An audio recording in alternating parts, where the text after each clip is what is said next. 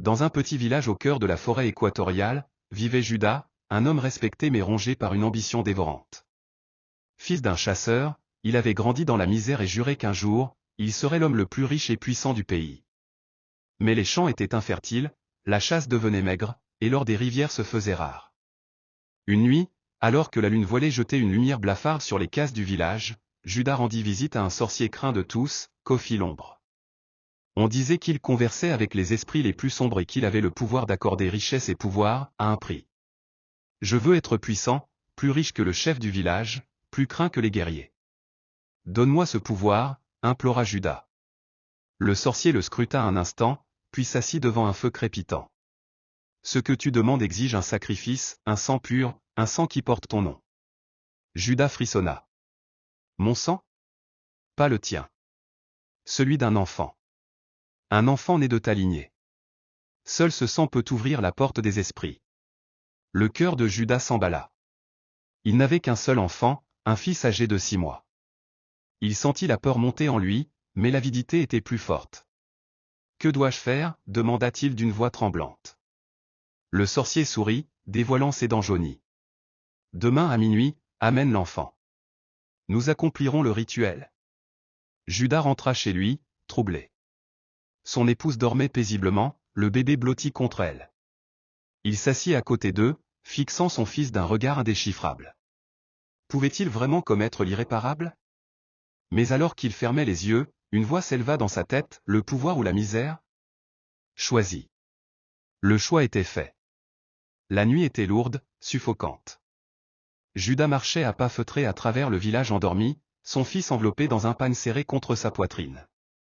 L'enfant dormait paisiblement, inconscient du destin funeste qui l'attendait.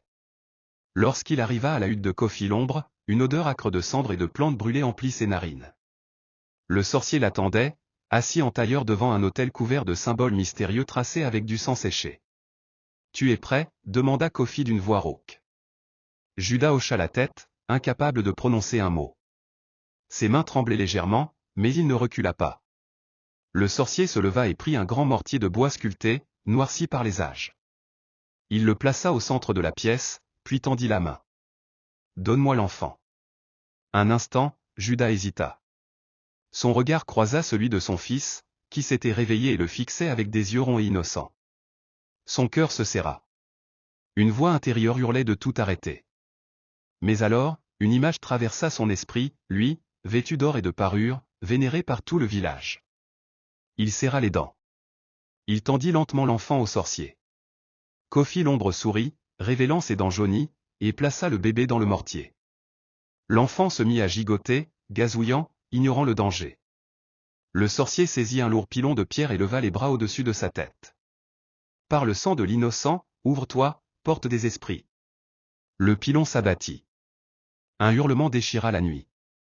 Judas détourna le regard, incapable de supporter la scène. Mais quelque chose d'étrange se produisit. Au lieu du bruit mat de la chair broyée, un fracas résonna dans la hutte, suivi d'un rire. Un rire d'enfant. Judas rouvrit les yeux. Le bébé était là, intact. Le pilon avait rebondi comme s'il avait frappé de la pierre. L'enfant riait, les bras tendus vers son père. Le visage du sorcier se crispa. Impossible.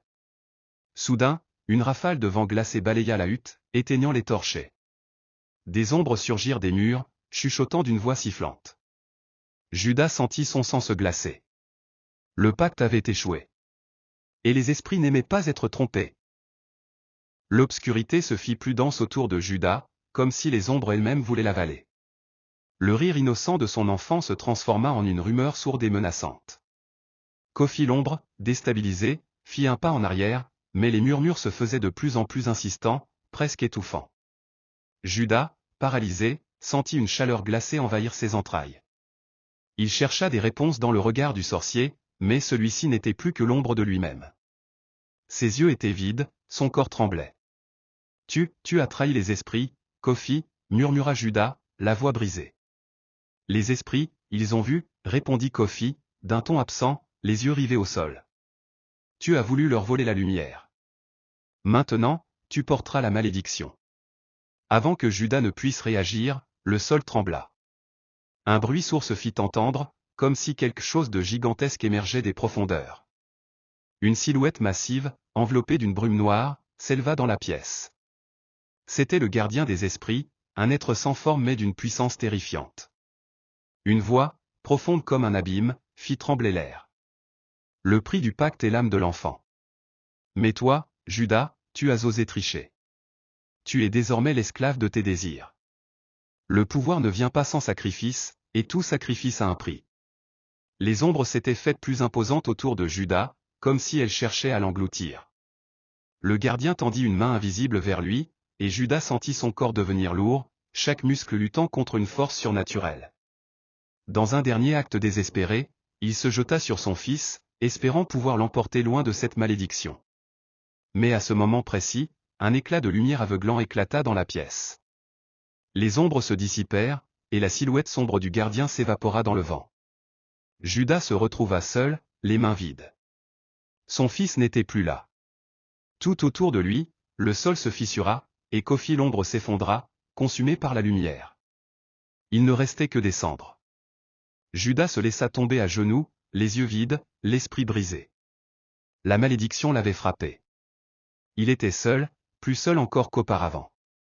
Il avait obtenu ce qu'il désirait, le pouvoir. Mais il n'avait pas mesuré la cruauté des esprits. Le sacrifice de son enfant l'avait condamné. À jamais.